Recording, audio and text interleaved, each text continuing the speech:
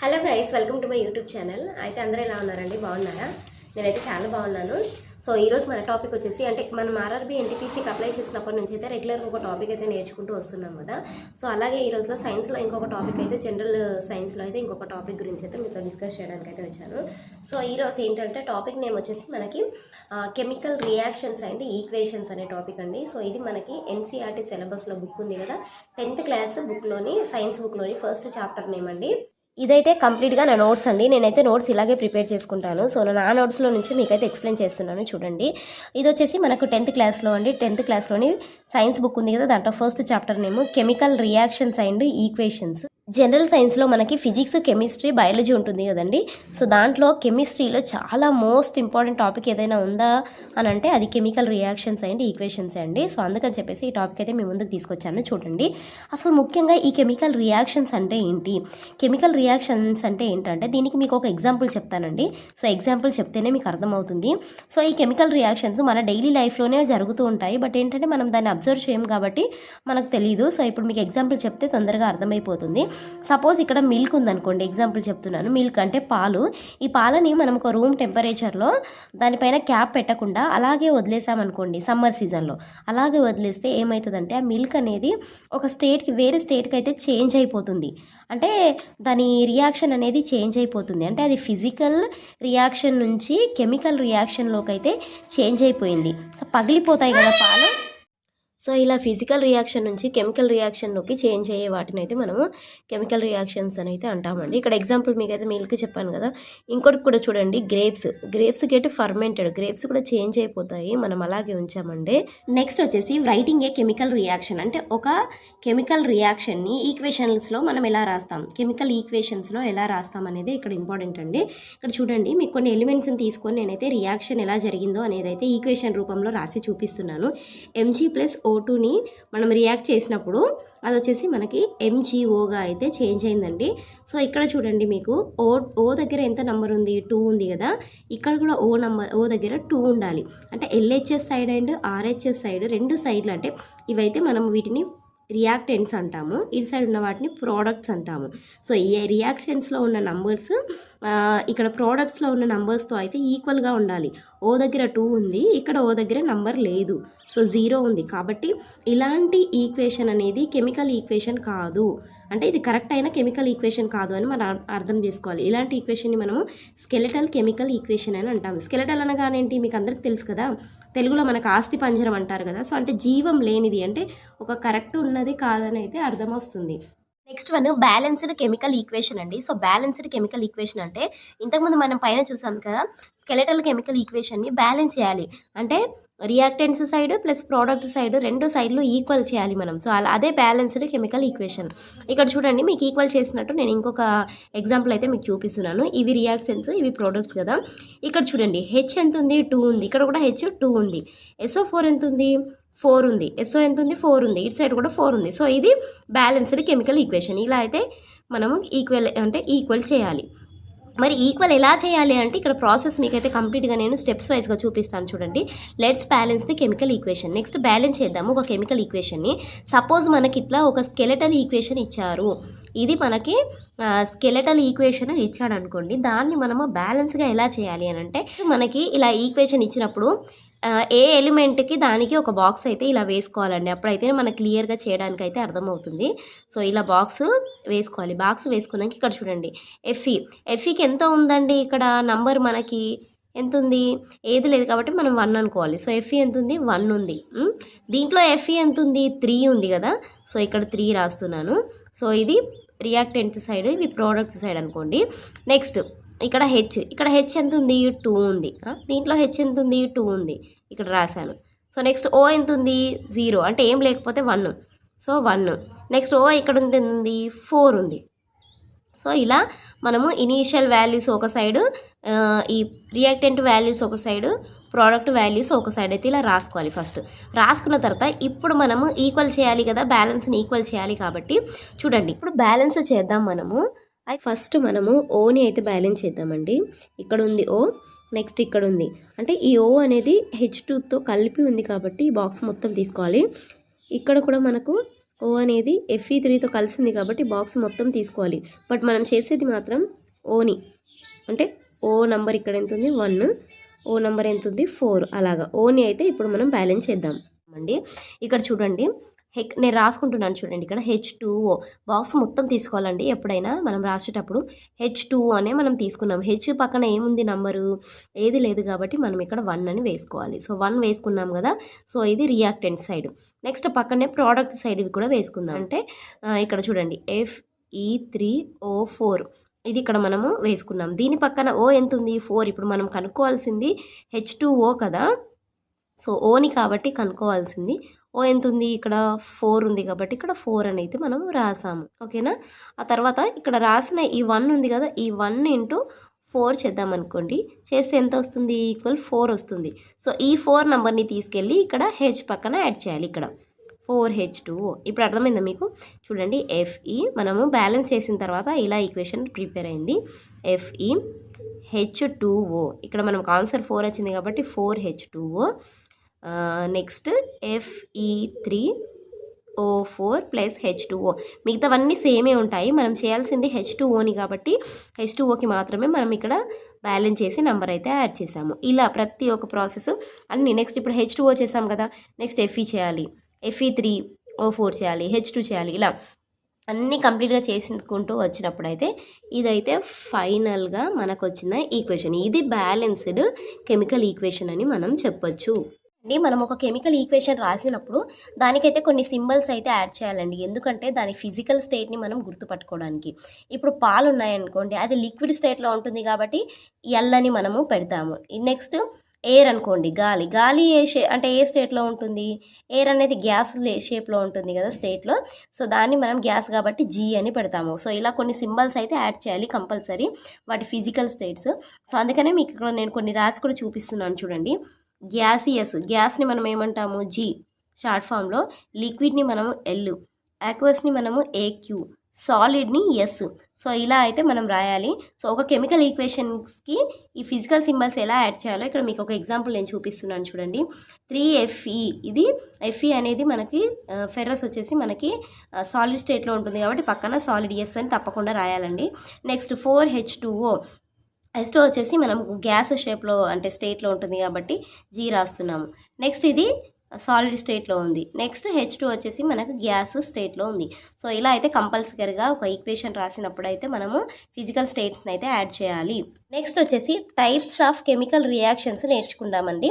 So ఇది అయిపోతే topic అయితే కంప్లీట్ అయిపోయినట్టే. కెమికల్ రియాక్షన్స్ అండ్ ఈక్వేషన్స్లో కొన్ని టైప్స్ కూడా ఉన్నాయండి. కెమికల్ రియాక్షన్స్లో టైప్స్ ఉంటాయి, 4 టైప్స్ ఉన్నాయండి. అవేంటంటే ఇక్కడ మీకు చూపిస్తున్నాను చూడండి. కాంబినేషన్ రియాక్షన్, సెకండ్ వన్ వచ్చేసి డికాంపోజిషన్ రియాక్షన్, థర్డ్ వన్ వచ్చేసి డిస్ప్లేస్మెంట్ రియాక్షన్, ఫోర్త్ వన్ వచ్చేసి డబుల్ డిస్ప్లేస్మెంట్ రియాక్షన్. ఇలా 4 అయితే ఉన్నాయి. ఈ 4 అంటే ఏంటో తెలుసుకుందాము. సో ఆ తర్వాత అయితే టాపిక్ కంప్లీట్ అయిపోతుందండి. చూడండి టైప్స్ ఆఫ్ కెమికల్ రియాక్షన్స్ అంటే ఏంటంటే, అయితే కెమికల్ రియాక్షన్ అంటే ఏంటంటే, ఇప్పుడు సపోజ్ మనము ఒక కెమికల్ రియాక్షన్ అది రియాక్షన్లోకి మారింది అని అంటే అక్కడ ఏదో ఒకటైతే జరిగి ఉండాలి. సో అప్పుడు ఏమవుతుందంటే కొన్ని బాండ్స్ ఉంటాయండి, బాండ్స్ అనేవి ఇలా గట్టిగా పట్టుకొని ఉన్నప్పుడు అవి బ్రేక్ అవుతాయి. అంటే రియాక్షన్ జరిగినప్పుడు ఇలా బ్రేక్ అవుతుంది. బ్రేక్ అయినప్పుడు ఆటమ్స్, దాంట్లో ఉన్న ఆటమ్స్ అన్నీ బ్రేక్ అవుతాయి. సో అప్పుడు కొత్త సబ్స్టాన్స్ మనకైతే ఒకటి కొత్త రియాక్షన్ అయితే స్టార్ట్ అవుతుంది. సో అదైతే కెమికల్ రియాక్షన్స్ అనొచ్చు. So first one combination reaction అంటే ఏంటో చూద్దామండి. కాంబినేషన్ రియాక్షన్ అంటే ఏంటో చూద్దామండి. ఇటు సైడ్ ఉన్నవన్నీ అయితే మనకి రియాక్టెంట్స్, ఇటు సైడ్ ఉన్నవన్నీ ప్రోడక్ట్స్. ఇదైతే ఎగ్జాంపుల్ మీకు చూపిస్తున్నాను చూడండి. ఎప్పుడైనా కాంబినేషన్ రియాక్షన్లో ఎలా ఉండాలి అని అంటే మనకి సింగిల్ ప్రోడక్ట్ అనేది ఫామ్ అవ్వాలి. ఇక్కడ మన ప్రోడక్ట్లో సింగిల్ ప్రోడక్ట్ అనేది ఫామ్ అవ్వాలి.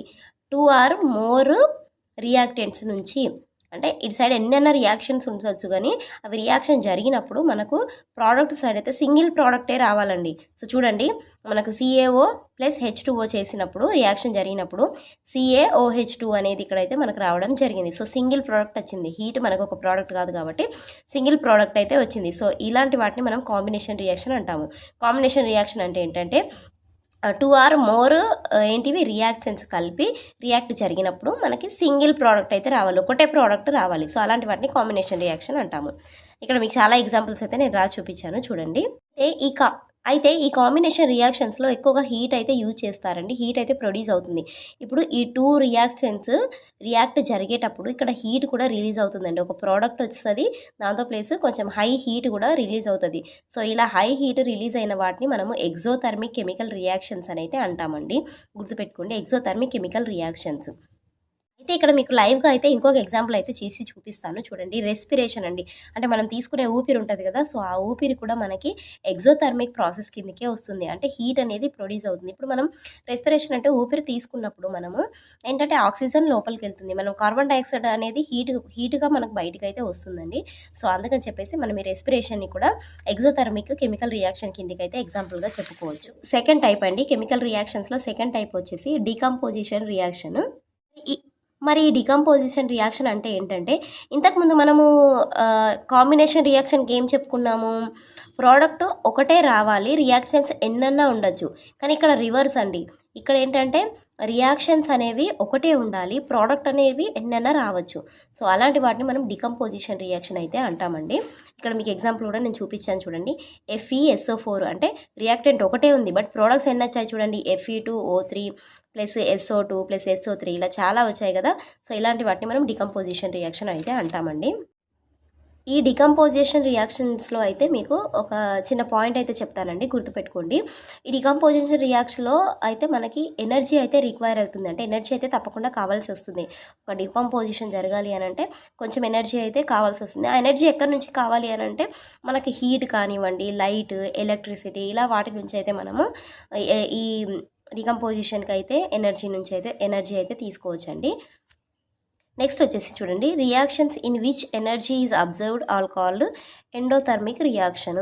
ఈ రియాక్షన్ ఉంది కదా, డీకంపోజిషన్ రియాక్షన్ జరిగినప్పుడు ఎనర్జీ అనేది అబ్జర్వ్ చేసుకుందనుకోండి ఆ రియాక్షన్, దాన్ని మనము ఎండోథర్మిక్ రియాక్షన్ అని అయితే అంటాం. ఎక్సోథర్మిక్ రియాక్షన్ అంటే మీకు లాస్ట్ టైం చెప్పాను చూడండి. ఎప్పుడైనా ఒక ప్రోడక్ట్ వచ్చినప్పుడు, రియాక్టెంట్స్ నుంచి ప్రోడక్ట్ వచ్చినప్పుడు హీట్ రిలీజ్ చేస్తుంది కదా, హీట్ ఫామ్ అవుతుంది కదా, దాన్ని మనము ఎక్సోథర్మిక్ కెమికల్ రియాక్షన్ అంటాము. అదే ఎండోథర్మిక్ అంటే ఏంటంటే ఎనర్జీ అనేది అబ్జర్వ్ చేయబడుతుంది. సో, దాన్ని మనం ఏంటంటే ఎండోథర్మిక్ రియాక్షన్ అని అంటాము. నెక్స్ట్ చూడండి, first one combination reaction, second one decomposition reaction, third one displacement reaction. Displacement reaction అంటే ఏంటో ఇక్కడ మీకు నేను చూపిస్తున్నాను చూడండి. ఇక్కడ చూడండి, SO4 ఉంది, ఇక్కడ SO4 ఉంది. ఇక్కడ కాపర్ ప్లేస్లో వచ్చేసి మనకి Fe వచ్చింది. సో, ఇలా ఒకదానికొకటి డిస్ప్లేస్మెంట్ అవుతాయి. ఇక్కడున్న Fe అయితే ఇక్కడికి వచ్చేసింది. మధ్యలో ఇక్కడ ఏముండాలి? ఇక్కడ కాపర్ ఉండాలి కాబట్టి కాపర్ లేదు. ఇలా డిస్ప్లేస్మెంట్ అయితే జరుగుతాయి. ఇక్కడ నుంచి ఒకటి ఇక్కడికి, ఇక్కడ నుంచి ఒకటి ఇక్కడ అయితే డిస్ప్లేస్మెంట్ జరుగుతాయి. సో, అలాంటి వాటిని మనం డిస్ప్లేస్మెంట్ రియాక్షన్ అయితే అంటామండి. చూడండి, మనకు అన్ని ఎలిమెంట్స్లో కాపర్ అనే ఎలిమెంట్ ఉంటుంది కదా. సో, ఈ కాపర్ అనే ఎలిమెంట్ అయితే ఎక్కువ డిస్ప్లేస్మెంట్ రియాక్షన్ అయితే జరిగిస్తుందండి. ఇదైతే గుర్తుపెట్టుకోండి. నెక్స్ట్ వచ్చేసి డబుల్ డిస్ప్లేస్మెంట్ రియాక్షన్ అండి. డబుల్ అంటే మీకు ఆల్రెడీ తెలిసే ఉంటుంది కదా, 2 అని అయితే మనం అనుకోవచ్చు. ఇక్కడ డిస్ప్లేస్మెంట్ రియాక్షన్లో ఒకటే ఎలిమెంట్ అనేది డిస్ప్లేస్ అవుతుంది, ఒకదానికి బదులు ఇంకొకటి. డబుల్ డిస్ప్లేస్మెంట్ రియాక్షన్లో 2 అవుతాయి. అంటే ఒకటే రియాక్షన్లోనే 2 ఎలిమెంట్స్ అయితే చేంజ్ అవుతాయి, డిస్ప్లేస్మెంట్ అవుతాయి. సో, అలాంటి వాటిని డిస్ప్లేస్మెంట్ రియాక్షన్ అయితే అంటామండి. నెక్స్ట్ వన్ వచ్చేసి యాక్సిడేషన్ అండ్ రిడక్షన్ రియాక్షన్. చూడండి, మనకు మొత్తము కెమికల్ రియాక్షన్స్ 5 ఉన్నాయండి. Combination reaction, next decomposition reaction, displacement reaction, double displacement reaction, next one వచ్చేసి యాక్సిడేషన్ అండ్ రిడక్షన్. ఈ యాక్సిడేషన్ రిడక్షన్ అంటే ఏంటంటే, మనకి ఇక్కడ యాక్సిడేషన్ అంటే ఏంటో నేను చూపిస్తున్నాను చూడండి. ఆ రియాక్షన్ ఆక్సిజన్ని తీసుకుందనుకోండి, రియాక్షన్ జరిగే టైంలో ఆక్సిజన్ని తీసుకుంటే దాన్ని gaining oxygen is called oxidation అండి. Next one losing oxygen. అంటే ఒకవేళ రియాక్షన్ జరిగేటప్పుడు ఆక్సిజన్ అనేది లాస్ అయిందనుకోండి, దాన్ని మనం రిడక్షన్ అంటాము. అంతే అండి, యాక్సిడేషన్ అండ్ రిడక్షన్ అంటే. ఇక్కడ ఆక్సిడేషన్ అండ్ రిడక్షన్కి మీకు ఒక ఎగ్జాంపుల్ అయితే నేను చూపిస్తున్నాను చూడండి. CuO ప్లస్ H2 అక్కడ హీట్ ప్రొడ్యూస్ అయినప్పుడు మనకి Cu ప్లస్ H2Oగా అయితే చేంజ్ అయింది. చూడండి, ఇక్కడ ఆక్సిజన్ అనేవి రిడక్ట్ అయిపోయింది. అంటే CO పక్కన ఇక్కడ CuO ఉండాలి కదా, O అనే ఆక్సిజన్ ఇక్కడ ఉండాలి కదా, లేదు. అంటే రిడక్షన్ జరిగింది, అంటే లాస్ అయింది. ఇక్కడ ఆక్సిజన్ అయితే లేదు. సో, లాస్ అయింది కాబట్టి దీన్ని రిడక్షన్ అంటాము. యాక్సిడేషన్ అంటే చూడండి, H2 ఉంది కదా, ఇక్కడ కూడా H2 రావాలి, కానీ O యాడ్ అయింది, అంటే ఆక్సిజన్ యాడ్ అయింది, అంటే గెయిన్ చేసుకుంది రియాక్షన్. సో, అందుకని చెప్పేసి గెయిన్ అయింది ఆక్సిజన్ కాబట్టి దీన్ని యాక్సిడేషన్ అన్నాము. లాస్ అయింది కాబట్టి రిడక్షన్ అంటున్నాము. అంతే అండి, ఈరోజు chemical equations and reactions topic. కానీ ఏంటంటే ఇక్కడ మీకు అది తెలుసుకున్నా పర్లేదు, తెలియకపోయినా అయినా పర్లేదు. సో ఇదేంటంటే కరోషన్. ఇది ఎలా అంటే ఇప్పుడు మనకు ఆక్సిడేషన్ అండ్ రిడక్షన్ మీకు గురించి చెప్పాను కదా, అంటే ఆక్సిజన్ గెయినింగ్ ఆక్సిజన్ లాసింగ్ అనేది మన డైలీ లైఫ్లో ఎలా ఉంటాయి అనేది అయితే మీకు ఇక్కడ ఎక్స్ప్లెయిన్ చేశాను. అయితే రెండు మనకి కనిపిస్తూ ఉంటాయండి. సో ఆక్సిడేషన్ రియాక్షన్కి సంబంధించినవి. కరోషన్ అనగానే మనకు ఐరన్ అనేది తుప్పు పడుతుంది కదా, సో షైనింగ్ ఉంటుంది. ఫస్ట్ మనం కొన్నప్పుడే మెటల్ అనేది ఐరన్ అనేది మనకు షైనింగ్గా కనిపిస్తుంది, కానీ కొన్ని రోజుల తర్వాత దానికి తుప్పు పడుతుంది కదా, సో రెడ్డిష్గా మారిపోతుంది. సో అలాంటి వాటిని మనం కరోషన్ అంటాము. నెక్స్ట్ ర్యాన్సిడిటీ అంటే ఏంటంటే మనకి ఫుడ్ మనం టేస్ట్ చేయాలంటే దాంట్లో కొంచెం ఫ్యాట్ ఉంటుంది, కొంచెం ఆయిల్ ఉంటుంది కదా, సో దాన్ని మనం అలాగే చాలా టైం వరకు అలాగే ఫుడ్ని అలాగే పెట్టి ఉంచామనుకోండి, సో అదే అనేది కెమికల్ రియాక్షన్లోకి మారిపోతుందండి. సో అప్పుడు దాని స్మెల్ అనేది కానివ్వండి, దాని టేస్ట్ అనేది చేంజ్ అవుతుంది. సో అలాంటి వాటిని మనం ర్యాన్సిడిటీ అంటాము. సో ఇవి రెండైతే ఆక్సిజన్ గెయిన్ చేసుకోవడము, లాస్ చేసుకోవడం ఉంటుంది. ఇక్కడ కూడా ర్యాన్సిడిటీలో ఆక్సిజన్ గెయిన్ చేసుకోవడం ఉంటుంది, లాస్ చేసుకోవడం ఉంటుంది. సో ఇవి రెండైతే ఎగ్జాంపుల్స్ అండి. దేని కిందకంటే ఆక్సిడేషన్ అండ్ రియాక్షన్ కిందికి. సో అంతే అండి టాపిక్. ముఖ్యంగా మనకి కెమికల్ రియాక్షన్స్లో ఈక్వేషన్స్లో మనం ఏం తెలుసుకోవాలి అని అంటే, కెమికల్ రియాక్షన్స్ అనేవి మనకి డైలీ లైఫ్లోనే జరుగుతూ ఉంటాయి. సో వాటిని మనం అబ్జర్వ్ చేస్తే సరిపోతుంది. ఒక కెమికల్ ఈక్వేషన్ అనేది స్కెలెటల్ ఈక్వేషన్ లాగా ఉన్నప్పుడు దాన్ని మనము బ్యాలెన్స్ చేయాలి. So reactant side product sides numbers same వచ్చేలాగా మనమైతే చేంజ్ చేసుకోవాలి, అంటే బ్యాలెన్స్ చేయాలి. బ్యాలెన్స్ చేయడం ఎలాగో మీకు ఇక్కడ నేను చూపించాను చూడండి. నెక్స్ట్ వన్ వచ్చేసి మనకి వాటి ఫిజికల్ స్టేట్స్ కూడా యాడ్ చేయాలి. ఎప్పుడైనా ఒక కెమికల్ రియాక్షన్ రాసేటప్పుడు గ్యాసెస్లో ఉందా, లిక్విడ్లో ఉందా, అక్వేస్లో ఉందా, స్టేట్ సాలిడ్లో ఉందా అని చెప్పేసి ఇలా వాటి పక్కన అయితే మనం ఫిజికల్ స్టేట్ని అయితే యాడ్ చేయాలి. నెక్స్ట్ వన్ వచ్చేసి టైప్స్ ఆఫ్ కెమికల్ రియాక్షన్స్ ఉన్నాయి కదా, చూడండి 5 ఉన్నాయండి. ఇదైతే గుర్తుపెట్టుకోండి. Combination reaction, decomposition reaction, displacement reaction, double displacement reaction, oxidation and reduction. So combination అంటే ఏంటి, మనకు ఒకటే ప్రోడక్ట్ అయితే రావాలి 2 రియాక్షన్స్ నుంచి, ఇది called combination reaction. Next one వచ్చేసి డికంపోజిషన్ రియాక్షన్ రివర్స్ అండి. ఇక్కడైతే ఎన్నన్న ప్రోడక్ట్స్ రావచ్చు, బట్ సింగిల్ రియాక్టెంట్ నుంచి రావాలి. నెక్స్ట్ డిస్ప్లేస్మెంట్ రియాక్షన్ అంటే ఒక ఎలిమెంట్ అనేవి ఇంకో ఎలిమెంట్కి అయితే డిస్ప్లేస్ అవుతుంది. ఇక్కడ సియు ఉంది కదా, ఇక్కడ వచ్చేసరికి సియు లేదు, సో ఇలా అయితే చేంజ్ అయిపోతుంది. నెక్స్ట్ డబుల్ డిస్ప్లేస్మెంట్ రియాక్షన్స్లో ఇక్కడ ఒకటే ఎలిమెంట్ అయితే డిస్ప్లేస్మెంట్ అయింది కదా, ఇక్కడైతే డబుల్ అవుతుంది, SO4 అవుతుంది, BA అవుతుంది, ఇలా 2 అయితే చేంజ్ అయిపోతాయి డబుల్లో. నెక్స్ట్ ఆక్సిడేషన్ అండ్ రిడక్షన్ చూసుకున్నట్లయితే, ఆక్సిడేషన్ అంటే ఏంటంటే రియాక్షన్ జరిగినప్పుడు ఆక్సిజన్ని గెయిన్ తీసుకుందనుకోండి అది ఆక్సిడేషన్ అవుతుంది. రిడక్షన్ అంటే ఆక్సిజన్ మనం లాస్ చేసుకుందనుకోండి రియాక్షన్ జరిగేటప్పుడు, దాన్ని మనం రిడక్షన్ అంటాము. అంతే అండి. 5 టైప్స్ అయితే ఉంటాయి. సో మన డైలీ లైఫ్లో ఈ ఆక్సిడేషన్ అండ్ రియాక్షన్ మనం ఎలా చూసుకోవచ్చు అంటే, ఒకటి కరోషన్ ద్వారా, ఇంకొకటి ర్యాన్సిడిటీ ద్వారా. కరోషన్ అంటే ఏంటంటే తుప్పు పడిపోవడము, ర్యాన్సిడిటీ అంటే ఏంటంటే ఒక ఫుడ్లో ఉన్న ఫ్యాట్ కానీ ఆయిల్ కానీ స్మెల్ కానీ చేంజ్ అవ్వడం. అంతే అండి. Thank you for watching the video. Bye bye.